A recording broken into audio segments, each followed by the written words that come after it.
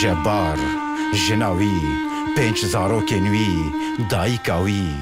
du hespên wî yên mirî zindî û hêviya wî ya her tim zindî serpê hatiya faytonciyê bargiranê xewgiran û xewna wî ji pêşengê sînemaya Kurdî yêkemîn fîlma sînemaya rastiyan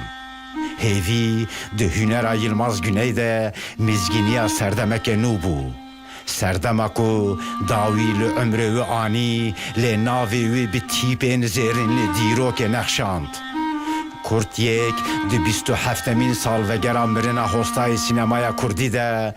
yek ji fîlmên wî yê her tim nû yêkem car bi Kurdî pêşkeş dike hêvî